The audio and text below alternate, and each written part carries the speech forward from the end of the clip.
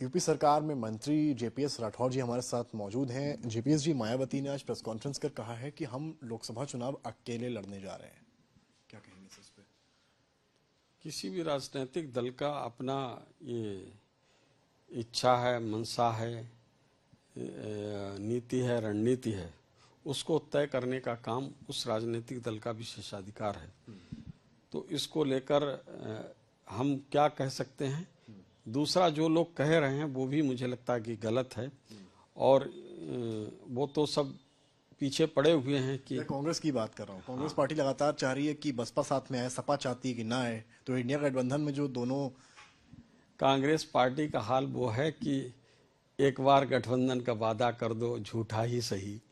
तो वो कांग्रेस पीछे उनके पड़ी हुई है कि एक बार गठबंधन का मायावती जी वादा कर दें, लेकिन समाजवादी पार्टी और बसपा कैसे मिलेंगे, जहां पर जिस तरीके से तल्खियां पूर्व में हो चुकी हैं और उसके बाद भी एक बार गठबंधन के साथ भी जा चुके हैं, फिर भी चुनाव के तुरंत बाद अगले ही दिन वो चीज गठबंधन फिर से टूट गया। तो आज उस गठबंधन के लेकर पब्लिक भी हर तरीके से जान गई है।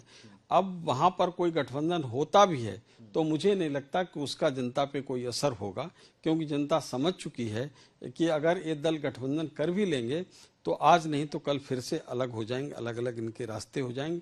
ये हमको छल कर कर और हमारे वोट को लेने का केवल एक वो नाटक करते हैं, और उसके बाद फिर अपने अपने उद्देश्यों के लिए, अपने अपने स्वार्थ पूर्ति के लिए लग जाते हैं। तो जनता पूरी तरीके से इनको समझ चुकी है, और जनता की नज़रों में ये सब इतना नीचे गिर चुके हैं कि कोई भी गठबंधन किसी के साथ भी करके, अभी पूरा देखा आपने कि इंडी गठबंधन चल रहा है, लेकिन इंडी गठबंधन के आगे फिर ये गठबंधन, वो तीन जब चुनाव हुए मध्य प्रदेश, राजस्थान और छत्तीसगढ़ के, तो वही गठबंधन टूट गया।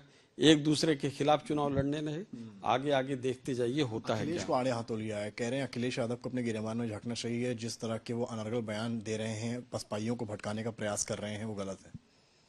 देखिए, ऐसा है कि पूरी तरीके से समाजवादी पार्टी दिशाहीन हो चुकी है।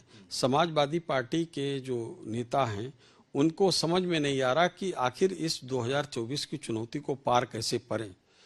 अब मुझे लगता है कि 24 क्या 2029 और उसके बाद भी जो आएगा 2034, वो सब पैकअप हो चुके हैं। अगर उसके आगे की तैयारी करनी हो तो उसके बारे में वो विचार कर सकते हैं, लेकिन 24 और 29 और 34 तक तो मामला पूरी तरीके से तय हो चुका है, जनता तय करके बैठी हुई है। आखिरी सवाल आपसे, आज कांग्रेस के जो यूपी चीफ हैं अजय राय, वो पूरा एकदम दलबल के साथ पहुंच गए हैं अयोध्या, रामलला के दर्शन करेंगे, और जो कांग्रेस की आला कमान है उसने निमंत्रण को ससम्मान ही सही पर अस्वीकार करा है।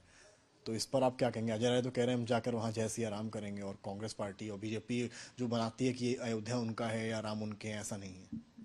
अब ये कांग्रेस को ही जानना चाहिए कि आखिर कितना बड़ा कंफ्यूजन, कि नेतृत्व कह रहा है कि नहीं जाना चाहिए और प्रदेश अध्यक्ष कह रहे हैं कि जाना चाहिए। वो कूद पड़ते हैं, अपने नेतृत्व का ही निर्देशों का पालन नहीं कर रहे हैं। तो आखिर ये कांग्रेस का दोहरा चरित्र जनता के सामने आ चुका है कि कुछ लोग कुछ कहते हैं, कुछ लोग कुछ कहते हैं।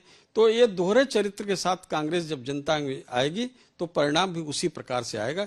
जनता समझ चुकी कि इन लोगों का कोई नीति और कोई योजना नहीं है जनता के विकास के और भले के लिए। ये केवल चुनाव लड़कर जनता को भरमाकर वोट लेना चाहते हैं। कोई अब कल तक राम को काल्पनिक मानते थे, कल तक राम सेतु को काल्पनिक मानते थे, कल तक राम भक्तों पर गोलियां चलाने वालों का महिमा मंडन करते थे, आज वही राम जी के दर्शन के लिए आते हैं। मुझे लगता है कि पहले कांग्रेस जाके प्रायश्चित करे कि हमने गलत किया है और राम जी हम आपके शरण में आना चाहते हैं, उसके बाद वो दर्शन करेंगे तो मुझे लगता पूरा उनको फल मिलेगा, लेकिन वो करने वाले नहीं है। बहुत शुक्रिया सर बात करने के लिए। तो हमारे साथ जेपीएस राठौर यूपी सरकार में मंत्री हैं, बीजेपी के वरिष्ठ नेता हैं, और साफ बात कही है, पहले कुछ और अब कुछ की रणनीति, राजनीति अब नहीं चलेगी। कैमरामैन संजय के साथ समर्थ श्रीवास्तव, लखनऊ आज तक।